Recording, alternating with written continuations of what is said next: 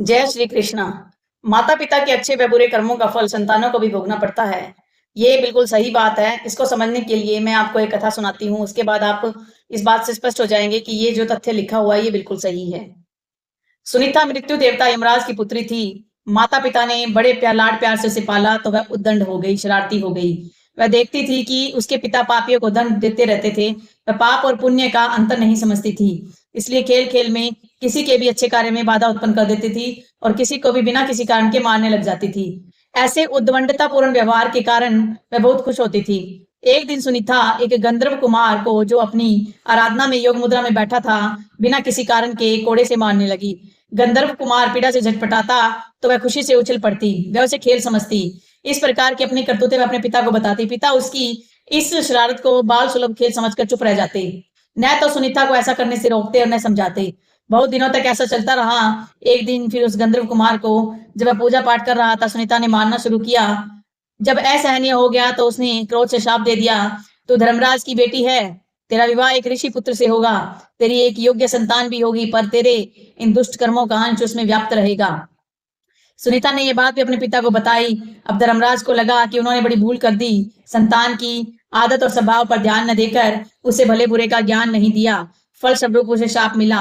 पर अब तो समय हाथ से निकल चुका था। बोले, बेटी, निर्दोष तपस्वी को पीट कर तुमने अच्छा काम नहीं किया। बुरे कर्मों को करने से ये श्राप तुम्हें मिला है। अब भी समझ जाओ, अच्छे काम में मन लगाओ। समय बीतता गया। कन्या बड़ी हुई तो उसके विवाह की चिंता हुई। उसके शाप को जानकर कोई उससे विवाह करने को तैयार नहीं होता था। कौन उससे पैदा होने वाले पापी पुत्र का पिता बनता। जब कोई उपाय न रहा तो रंभा अप्सरा ने उसे मोहिनी विद्या सिखा दी। अप्सराएं तो इस कार्य में श्रेष्ठ होती हैं। अब उसे किसी को भी मोहित करने की विद्या सिद्ध हो गई। एक दिन रंभा उसे अपने साथ लेकर वर की खोज में निकली। एक नदी के तट पर उसने अत्रि कुमार अंग को देखा। सुनीता अंग को देखते ही उस पर मोहित हो गई। रंभा की माया और अपनी मोहिनी विद्या के बल पर उसने अंग को भी मोहित कर लिया। दोनों को एक दूसरे पर आसक्त जानकर रंभा ने दोनों का गंधर्व विवाह करवा दिया। दोनों सुखपूर्वक रहने लगे। कुछ दिनों बाद उनके पुत्र हुआ, जिसका नाम वेन रखा गया। वेन अत्रिय वंश के अनुरूप ही अपने माता पिता के समान धार्मिक, सदाचारी और रजोचित गुणों से संपन्न था। आचार विचार और व्यवहार में सब उसकी प्रशंसा करते थे। अच्छे कुल में उत्पन्न होने के सभी लक्षण उसमें दिखते थे। पर माँ के बुरे गुणों के कारण शापित हो चुका था। धीरे धीरे वेन में भी बुरे कर्म की भावना उत्पन्न होने लगी। कुछ नास्तिकों और दुष्टों की संगत में वह नास्तिक हो गया। ईश्वर, वेद, पुराण, शास्त्र आदि उसे झूठ लगने लगे। यज्ञ, संध्या आदि को वह पाखंड समझने लगा। वह व्यस्त हो चुका था। अपने माता पिता का कहना अब नहीं मानता था। राजकाज में उसका हस्तक्षेप बढ़ गया था। पिता अंग असहाय हो गए। राजा तो अंग थे, पर आज्ञा वेन की चलती थी। सुनीता समझ रही थी कि उसके संस्कारों का परिणाम शापग्रस्त पुत्र में आ गया है। उसके हठ और उद्दंडता पर किसी का वश नहीं था। सब विवश थे। वेन के इन कर्मों से प्रजा दुखी रहने लगी। महाराज अंग को अपयश मिलने लगा। जब सब प्रकार से वेन को समझाकर हार गए तो अपयश से बचने के लिए एक दिन निराश होकर अंग ने चुपके से घर ही त्याग दिया। राजा के बिना अराजकता और बढ़ी। ऋषियों ने अंग पुत्र वेन को राजा बनाया और समझाया, तुम्हारे दुष्कर्मों से दुखी होकर तुम्हारे पिता ने राज्य त्याग दिया। अब अपनी राजकीय उत्तरदायित्व समझो और सत्कार्य प्रजा को सुख दो। पर वेन राजा बनकर तो और प्रमत्त में अहंकारी हो गया और बोला, आप लोग मुझे ज्ञान मत दीजिए, मैं स्वयं बड़ा ज्ञानी हूँ। ईश्वर, धर्म, शास्त्र आदि सब मेरे आदेश से स्थापित होंगे। मेरी ही आज्ञा धर्म होगा और मेरा शास्त्र वचन होगा।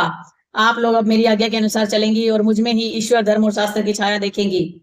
ऐसे विचारों वाले वेन के कार्यों से देश में तबाही मचने लगी। धार्मिक और सच्चे कार्य बंद हो गए। प्रजा की सुरक्षा नहीं रह गई। दुष्ट लोगों का बोलबाला हो गया। धार्मिक कार्य बंद हो गए। हर चीज का अंत होता है। पाप का घड़ा जब भर गया तो ऋषियों मुनियों ने, प्रजाजनों ने विद्रोह कर लिया। वेन को पकड़ लिया, उसे प्रताड़ित कर राजा के पद से हटा दिया। सत्ता छिन जाने पर वह असहाय हो गया। अब वह दूसरों की दया पर निर्भर रहने लगा। ऋषियों ने प्रजा का परामर्श कर उसके पुत्र पृथु को राजा के पद पर प्रतिष्ठित कर दिया। वेन जंगल में चला गया। निश्चय ही अच्छे कुल परिवार का व्यक्ति भी कुसंगति के कारण अपनी मर्यादा भूलकर कुमार्गी हो जाता है। अपने कुल धर्म को भूलकर सबके दुख का कारण बनता है और अंत में अपने इसी आचरण के कारण वह स्वयं ही नष्ट हो जाता है। इसलिए कुसंगति और कुसंस्कारों से बचना चाहिए। यहाँ पर जो माता सुनीता थी, उसके कर्मों का फल उसके बच्चे को मिला, उसके बेटे को मिला। तो ये बिल्कुल सही तथ्य है कि माता पिता अगर अच्छे कर्म करेंगे तो उनका फल उनके बेटों को अवश्य मिलेगा। जय श्री कृष्णा।